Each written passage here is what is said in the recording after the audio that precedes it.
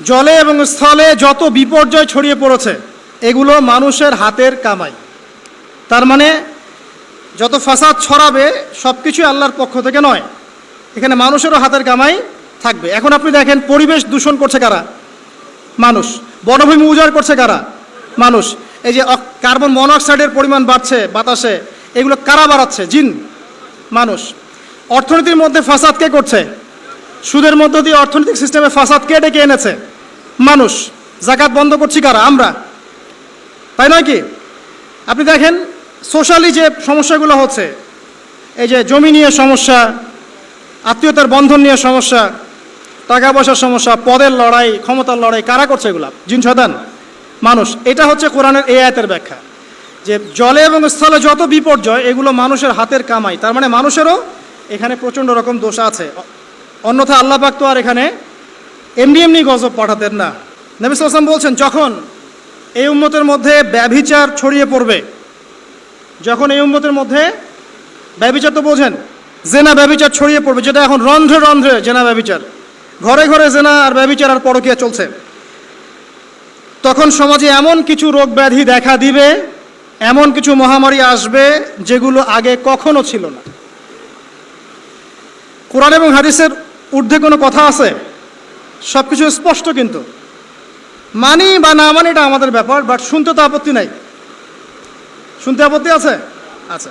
2 number, যখন এই উম্মতের মানুষ মাপে কম দেওয়া শুরু করবে, যখন আমি বললাম না মাপে কম দেওয়া, একটা হাদিস শোনাবো, মাপে কম দেওয়া শুরু করবে, তখন এই উম্মতের মধ্যে দুর্ভিক্ষ দেখা দিবে। কি দেখা দিবে? দুর্ভিক্ষ দেখা দিবে, এবং তাদের উপরে অত্যাচারী বাদশার শাসন চাপিয়ে দেওয়া হবে। তাহলে আমরা বেশি করে মাপে কম দিব নাকি? ইনসাফের সাথে ব্যবসা করেন, আল্লাহ পাক তৌফিক দান করুন।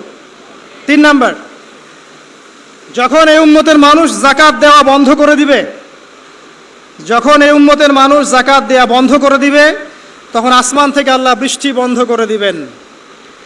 হাদিসের শেষ অংশে আছে, যদি জমিনের মধ্যে পশু পাখি এরা না থাকতো তাহলে আল্লাহ পাক আদৌ কখনো বৃষ্টি দিতেন না। তাহলে আমরা কি যাকাত দেওয়া বন্ধ করে দিব? চালু করবো ইনশাআল্লাহ। 4 নাম্বার, যখন এই উম্মতের মানুষ আল্লাহ এবং তার রাসূলের সাথে বিশ্বাসঘাতকতা করবে, এটা আপনারা বোঝেন, আল্লাহ এবং তার রাসূলের সাথে বিশ্বাসঘাতকতা করবে, তখন আল্লাহ পাক তাদের উপরে অমুসলিমদের আধিপত্য চাপিয়ে দিবেন।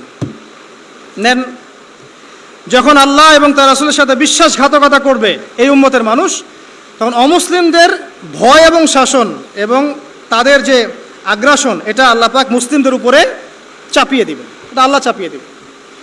আর সর্বশেষ, যখন এই উম্মতের মানুষের আল্লাহর কিতাবকে রেসপেক্ট করবে না, সম্মান করবে না এবং এর বিধানগুলোর কোনো পরোয়া করবে না, আল্লাহ পাক তখন মুসলিমদের মাঝে আপোষে মারামারি ক্রন্দন লাগিয়ে দিবেন।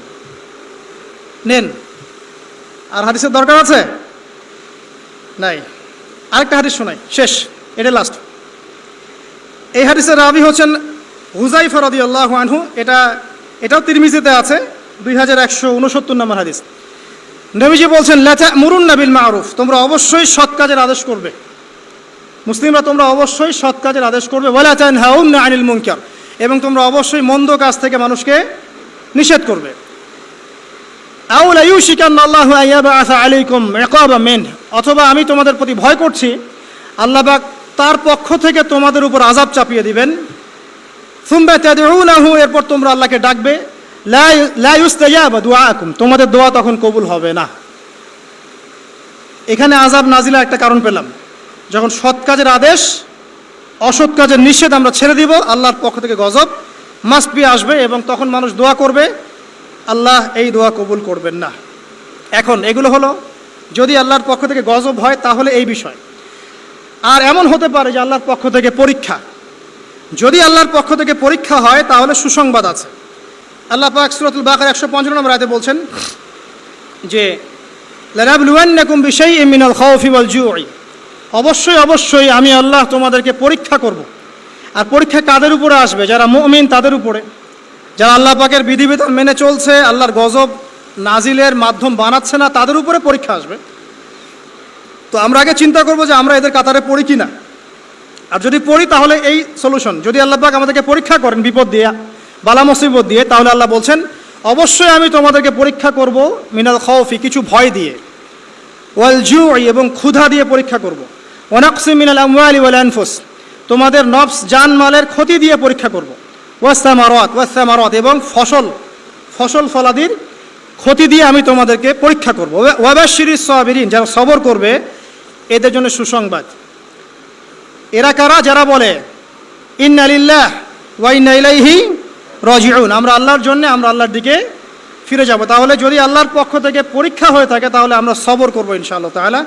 আল্লাহ পাক বলছেন 5টা বিষয় দিয়ে আল্লাহ পাক পরীক্ষা করবেন: জানের ক্ষতি, মালের ক্ষতি, ভয়, ক্ষুধা এবং ফসলের মাধ্যমে। এরপর যারা সবর করবে তাদের জন্য অনেক পুরস্কার আছে। আল্লাহ পাক বলছেন যে যখন আল্লাহ পাক কোনো কওমের কল্যাণ চান, যখন আল্লাহ পাক কোনো কওমের কল্যাণ চান, আল্লাহ রাব্বুল আলামিন সেই কওমকে বিপদ আপদ বালা মুসিবত দিয়ে পরীক্ষা করেন। যখন আল্লাহ পাক কোনো মুসলিম কওমের কল্যাণ চান তখন আল্লাহ পাক তাদেরকে বিপদ আপদ বালা মুসিবত দিয়ে পরীক্ষা করেন। বুখারীর মধ্যে একটা হাদিস এসেছে 5642 নম্বর। নবী করিম সাল্লাল্লাহু আলাইহি ওয়াসাল্লাম বলেছেন যে একজন মুসলিম ব্যক্তির যদি কোনো ক্লান্তি হয়, অথবা কোনো অসুখ হয়, রোগ হয়, অথবা দুশ্চিন্তা হয়, এমনকি যদি তার পায়ে একটু কাটাও বিধে, আল্লাহ রাব্বুল আলামিন এই ওসিলায় তার গুনাহগুলোকে মাফ করে দেবেন ইনশাআল্লাহ। তাহলে আল্লাহ পাকের যদি পরীক্ষা হয়, আমরা সবর করি, তাহলে আমরা এই বেনিফিট পাবো ইনশাআল্লাহ, এই ফজিলত পাবো ইনশাআল্লাহ। আরও আছে, রাসূলুল্লাহ সাল্লাল্লাহু আলাইহি ওয়াসাল্লাম বলেছেন আল্লাহ যখন কোনো কওমের বা কোনো বান্দার কল্যাণ চান তখন তাড়াতাড়ি তাদেরকে দুনিয়াতে পাপের শাস্তি প্রদান করেন, তাড়াতাড়ি তাদেরকে দুনিয়াতেই পাপের শাস্তি প্রদান করেন।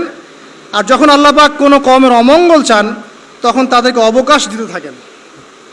এরপর কিয়ামতের দিন আল্লাহ পাক তাদেরকে পূর্ণ মাত্রায় ধরবেন। অতএব যখন কোনো জাতির পরীক্ষা চলে আসে তারা যেন ধৈর্য ধারণ করে, আর যারা আল্লাহর পরীক্ষা অসন্তুষ্ট হবে আল্লাহ পাক তাদের প্রতি অসন্তুষ্ট হবেন। এটা একটা হাদিস, এটা মুসলিমে এসেছে 2396 নম্বর হাদিসে। একটা বলে শেষ করছি যে রাসূলুল্লাহ সাল্লাল্লাহু আলাইহি ওয়াসাল্লাম বলেছেন মুমিন পুরুষ এবং নারীর জন্য, মুমিন পুরুষ এবং নারীদেরকে তাদের জান, মাল, সন্তান সন্ততি, ধন সম্পদ এগুলো দিয়ে ক্রমাগত পরীক্ষা করা হতে থাকে। এমনকি সে যখন ইন্তেকাল করে তখন নিষ্পাপ হয়ে আল্লাহর সাথে সাক্ষাৎ করে। তো এই পরীক্ষাগুলোর মধ্য দিয়ে আল্লাহ পাক এই গুনাহগুলোকে মাফ করে দেন। তো আমরা আশা করি যে আল্লাহ রাব্বুল আলামিন আমাদের উপরে গজব পাঠাবেন না যদি আমরা আল্লাহ পাকের সাথে শিরিক না করি, আমরা যদি অত্যাচার না করি, জুলুম না করি, ফাসাদ না ছড়াই, মাপে কম না দেই, আমরা যদি আমানতের খেয়ানত না করি, আমরা যদি আল্লাহ এবং তার রাসূলের বিধিবিধানগুলো মেনে চলে, ইনশাআল্লাহ তাআলা আল্লাহ পাক আমাদের উপরে গজব পাঠাবেন না। তখন আমরা পরীক্ষায় পড়তে পারি, আর পরীক্ষায় পড়লে আমরা সবর করব। 2 নম্বর কাজ হলো তওবা করব। তওবা করার ফলে বিপদ আপদ কেটে যাবে ইনশাআল্লাহ তাআলা। আমরা বলবো সবাই আস্তাগফিরুল্লাহাল্লাযী লা ইলাহা ইল্লা হুয়াল হাইয়ুল কাইয়্যুম ওয়া আতুবু ইলাইহি লা হাওলা ওয়ালা কুওয়াতা ইল্লা বিল্লাহিল আলিয়্যিল আযীম। আল্লাহ পাক সূরা জুমারের মধ্যে এটাও বলেছেন 53 নম্বর আয়াতে, ইয়া ইবাদিয়াল্লাযীনা আসরাফু আলা আনফুসিহিম, হে আমার বান্দারা যারা নিজেদের উপর জুলুম করেছো, লা তাকনাতু মির রাহমাতিল্লাহ, তোমরা আল্লাহর রহমত থেকে নিরাশ হয়েও না। ইন্নাল্লাহা ইয়াগফিরু যুনুবা জামিআ, আল্লাহ পাক সমস্ত গুনাহ মাফ করতে পারেন। অতএব তওবা করাটা সবচেয়ে ভালো অপশন। আগে আমরা সবর করব, বিপদ থেকে শিক্ষা নিব, তওবা করব এবং দুর্দশাগ্রস্ত মানুষের পাশে দাঁড়াবো।